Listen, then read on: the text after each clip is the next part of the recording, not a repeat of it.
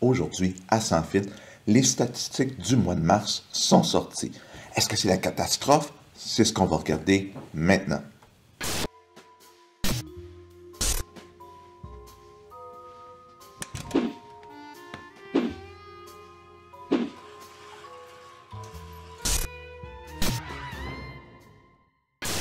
Donc, on a vu les statistiques du mois de mars qui sont sorties et on se rend compte que la tendance se poursuit, c'est-à-dire un baisse des ventes par rapport à l'année dernière. Mais je voudrais qu'aussi la vraie tendance que moi je vois, c'est qu'on est avec un dragon à deux têtes présentement. Donc, il y a deux marchés immobiliers qui réagissent de manière totalement différente. Donc, on va commencer par les statistiques générales rapidement. Le nombre de transactions a baissé en 25 et 30 par rapport au mois de mars de l'année dernière, qui était encore un très bon mois, que c'était avant la grosse diminution de transactions. Les prix moyens et médians ont diminué d'environ 4 à 9 là, dépendamment des marchés et du type de propriété. Donc ça, c'est vraiment la tendance générale. Puis là, si on regarde ça, on dit, c'est ça, Olivier, les prix baissent, c'est ça. Mais c'est pas vraiment le cas, puis c'est ce qu'on va regarder.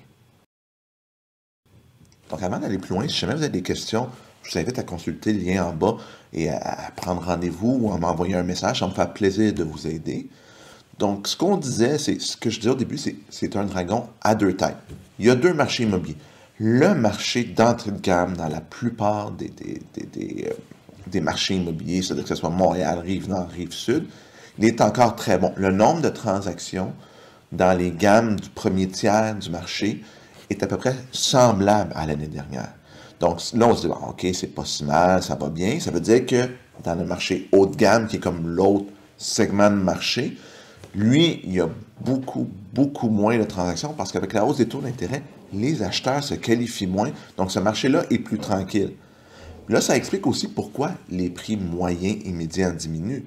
C'est-à-dire qu'il y a le même nombre de transactions dans le marché d'entrée de gamme, mais dans le marché haut de gamme, il y a moins de transactions. Donc oui, les prix ont peut-être diminué un peu, mais la vraie différence, pourquoi le prix médian et le prix moyen sont moins élevés, c'est vraiment parce qu'il y a beaucoup moins de transactions dans le marché moyen et haut de gamme. Puis ça s'applique autant à la copropriété qu'à la maison coplex. Ce qui est vraiment plus cher, on a plus de difficultés à le bouger, comme on dit, à faire des transactions. Donc, est-ce que le marché moyen haut de gamme va reprendre? Moi, je pense qu'il va reprendre, mais pas au même niveau qui a déjà été pris, parce que veut pas, les taux d'intérêt ont réduit la capacité d'emprunt, mais les gens qui viennent de vendre au mois de mars à 400, 500, 600 000, qui est le marché d'entrée de gamme pour le Montréal et la Rive-Sud, bien, eux risquent de peut-être faire leur step-up et d'acheter une propriété un peu plus chère, mais ça va être les beaux produits au bon prix dans ce marché-là. Ce marché-là, ça devient vraiment important de mettre au bon prix. Même dans le marché d'entrée de gamme, c'est important d'être au bon prix parce que oui, il y a de l'activité, les produits bougent beaucoup, mais si le produit est vraiment pas au bon prix, exemple 500 000, mais il vaut 425 000, bien, il n'y aura quand même pas d'activité. Donc, je vous dirais que ça aussi, c'est super important dans le marché actuel, c'est de trouver le bon prix à mettre pour vendre, pour générer le maximum pour un vendeur. Puis les acheteurs qui achètent des produits dans une gamme le voient encore, puis ils pourraient vous le dire, moi je l'ai vécu quelques fois, il y a encore des situations d'offres multiples pour les beaux produits clés en main au bon prix dans le marché d'entrée de gamme, dans le marché moyen haut de gamme. Les beaux produits au bon prix peuvent générer des offres multiples, mais ça va être beaucoup plus rare. Il va y avoir une marge de négociation, d'où l'importance de mettre le bon prix sur la propriété quand on met à vendre.